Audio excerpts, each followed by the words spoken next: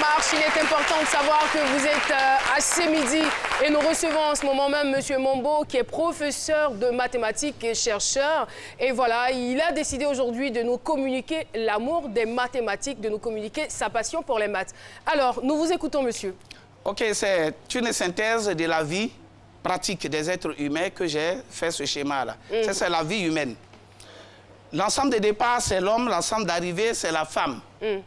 Le lien verbal, c'est être prêt. Si tu es prêt, le monsieur X qui est là, il est prêt, il a une femme. Lui, il est prêt, il a une femme. Arrivé ici, on voit que ce monsieur H a 2 femmes. Donc, cette partie-là n'est pas une fonction. Et arrivé là, on voit que ce monsieur H a pour femme F4. Le monsieur H2 a pour femme F4. Donc, cette relation est bel et bien une fonction, mais une fonction qui est dangereuse, c'est-à-dire une femme qui a plus de... C'est pas un exercice pour les enfants. Hein. Non, c'est un exercice, c'est une manière pour les enfants. Ah, voilà, de montrer aux enfants que la vie pratique, c'est de la mathématique. D'accord. Voilà. Donc, pour résumer ainsi, j'aimerais vous demander de ne plus jamais avoir ce complexe au niveau des mathématiques. Dégagez-vous de ce complexe, soyez bien concentrés et je crois que vous y arriverez sans problème. Alors, Monsieur Mombo, il faut dire que vous avez reçu en Belgique, lors d'une compétition de chercheurs, vous avez remporté donc la médaille d'argent. Oui. C'était le 19 novembre, pardon, 2016. C'est ça. Voilà, est-ce que vous pouvez nous raconter un peu comment les choses se sont déroulées? Effectivement, avant d'aller à Bruxelles, bon, chaque année, il y a Bruxelles Innova qui organise des concours des meilleurs chercheurs du monde. Et voilà un peu comment la Côte d'Ivoire a été retenue. Et c'est comme ça que nous sommes allés à Bruxelles. Et j'ai fait la prestation. Il faut dire que les Blancs étaient étonnés de la prestation. Au départ, ils m'ont dit que c'était de la magie.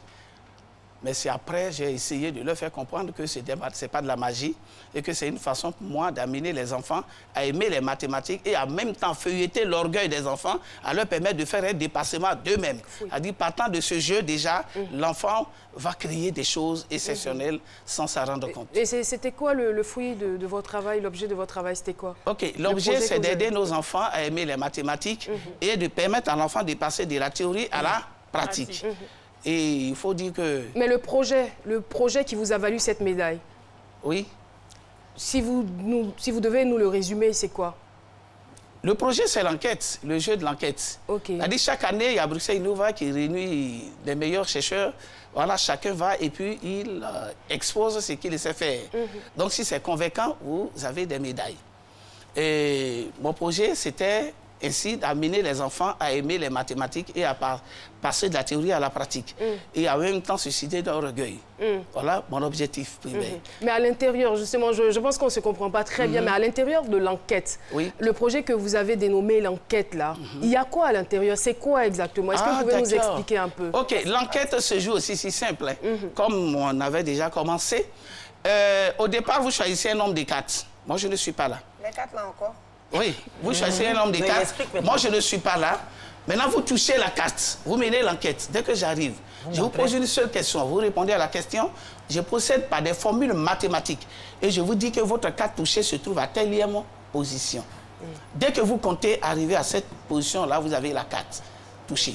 Donc, une manière de montrer aux enfants avec les mathématiques, on peut faire une démonstration des choses qui attraient à la magie. En réalité, ce n'est pas de la magie, c'est juste des mathématiques. On va dire pour les tours de magie avec les cartes que nous voyons, c'est pas juste de la magie, c'est des mathématiques. C'est des mathématiques.